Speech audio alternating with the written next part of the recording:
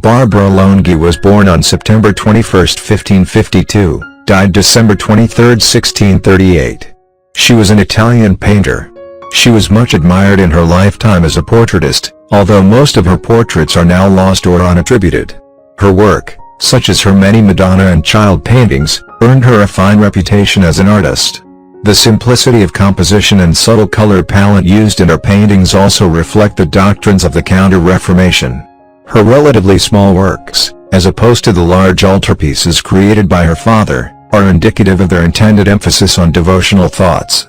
She sought to evoke empathy in the viewer with her subjects.